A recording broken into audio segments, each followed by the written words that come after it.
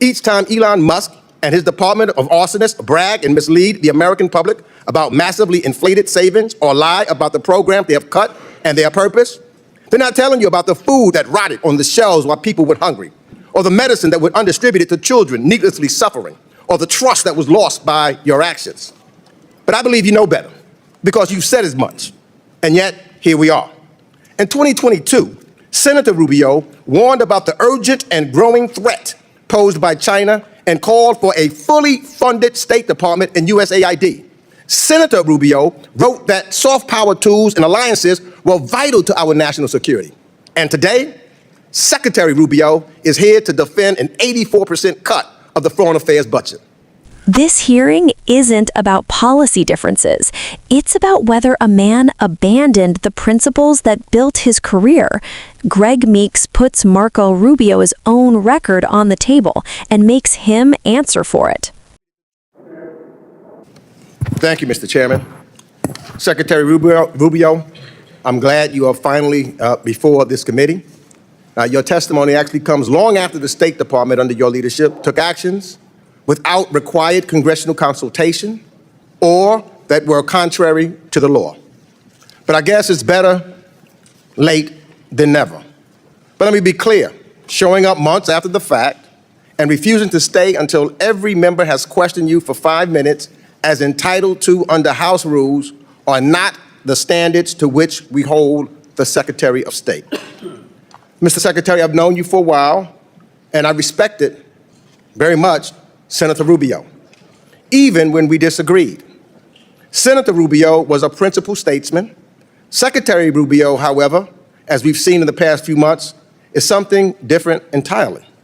As a senator, you spoke often and forcefully about the dangers of executive overreach.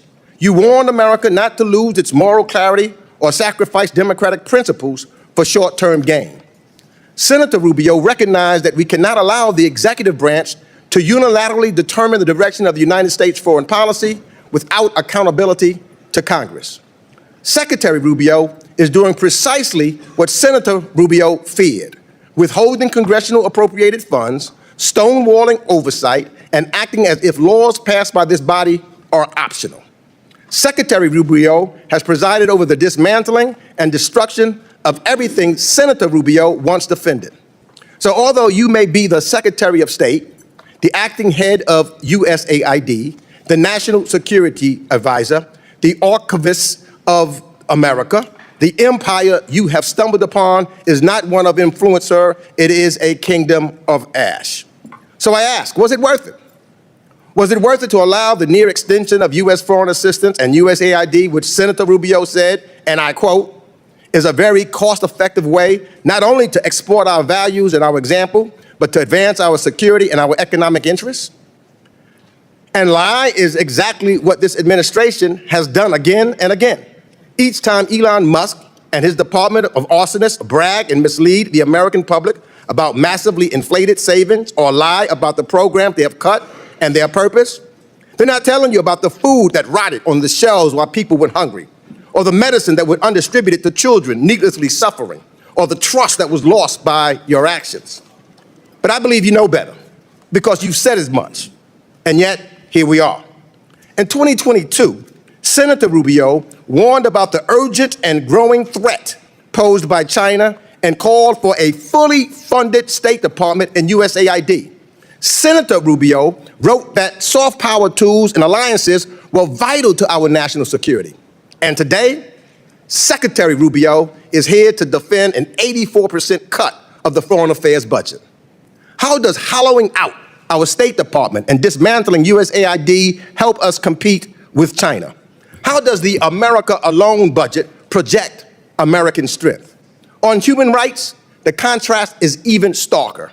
Senator Rubio built his political brand on the cause of freedom and dignity. You condemned autocrats in Caracas, Havana, and Beijing for silencing dissent. But Secretary Rubio, he looks the other way when strongmen commit similar abuses. Secretary Rubio even defied a Supreme Court order to facilitate the return of a wrongly detained spouse of an American citizen. And when Senator Rubio became the first Hispanic American to serve as Secretary of State, he made sure to pull the ladder up behind him.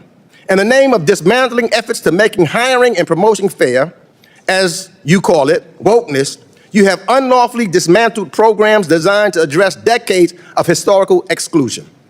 These are not political experiments. They were congressionally supported efforts rooted in bipartisan recognition that our diplomatic corps must reflect the diversity and the strength of the nation it represents abroad. These are initiatives that Senator Rubio supported. You replaced experienced career employees with ideologues and political loyalists. Under your watch, sir, America's diplomatic and development corps have suffered the greatest brain drain in history, and America has been weakened and made more isolated by the actions of an administration that has abandoned its allies, cozied up to dictators, and conducted a foreign policy driven not by interests of the American people, but in support of the personal enrichment of the president and his family. And with that, I yield back. What makes this confrontation so striking is that it isn't built on ideology. It's built on contrast. Greg Meeks doesn't begin by challenging Secretary Rubio's policy preferences. He challenges his relationship to the law itself. The delayed testimony, the actions taken without congressional consultation, the refusal to remain until members exercised their full questioning rights. These aren't ceremonial violations. They strike at the constitutional design that makes foreign policy a shared responsibility between Congress and the executive branch. This is not about courtesy. It's about whether accountability still functions. Then Meeks shifts the ground beneath Rubio's feet. He doesn't argue as a partisan. He argues as a witness to history. He draws a line between two versions of the same public figure, Senator Rubio and Secretary Rubio, and invites the public to judge the distance between them. As a senator, Rubio warned Americans about executive overreach. He argued that moral clarity mattered, that democratic principles could not be traded for convenience, that Congress had a duty to oversee foreign policy because unchecked power corrodes legitimacy.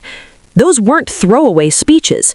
They were the foundation of Rubio's political identity. Meeks's accusation is devastating precisely because it's internal. Secretary Rubio is now doing what Senator Rubio once condemned. Withholding congressionally appropriated funds isn't a policy disagreement. It's a constitutional violation. Stonewalling oversight isn't efficiency. It's defiance. Treating laws as optional doesn't make government stronger. It makes it arbitrary. And when power becomes arbitrary, it stops serving the public and starts serving itself. That's why Meeks's language matters. A kingdom of ash isn't an insult, it's a diagnosis. It describes authority gained by burning down institutions rather than stewarding them, influence without trust, power without legitimacy, control without durability. Then Meeks forces the conversation out of abstraction and into consequence. Foreign assistance isn't charity, it's strategy. USAID isn't waste, it's one of the cheapest tools America has to prevent conflict, stabilize regions, and build alliances without deploying troops. Rubio once understood this. He said so plainly. Meeks reminds the public that when these programs are gutted, the cost isn't theoretical savings, it's food rotting while people starve, medicine undelivered, and trust evaporating in places where American credibility once mattered. That loss of trust doesn't stay overseas, it comes back. Meeks then ties this directly to global competition, particularly with China. Soft power isn't weakness, it's leverage. Diplomacy, development, and alliances allow the United States to compete without coercion. Rubio once argued that hollowing out these tools would hand strategic ground to Beijing. Now, as Secretary of State, he is defending an 84% cut to the very institutions designed to project American influence. The public learns something critical here. You cannot lead the world from an empty chair. Meeks pushes further, into the realm of principle. Rubio once condemned authoritarian repression abroad. Now, Meeks argues, he tolerates it when it's politically convenient, even defying a Supreme Court order involving an American citizen's family. That moment reframes the issue entirely. This is no longer about foreign policy philosophy. It's about whether the rule of law applies consistently or selectively. And finally, Meeks addresses what may be the most personal contradiction of all. Marco Rubio's appointment as Secretary of State carried historic weight.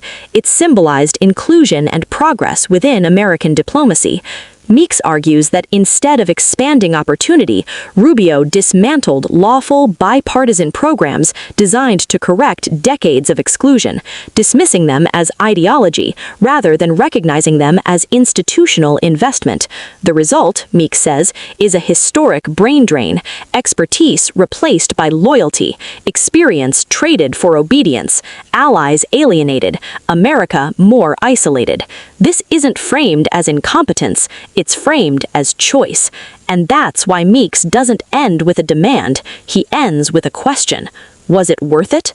Because when principles are abandoned, laws sidelined, allies lost, and institutions weakened, power doesn't look like victory. It looks like ash.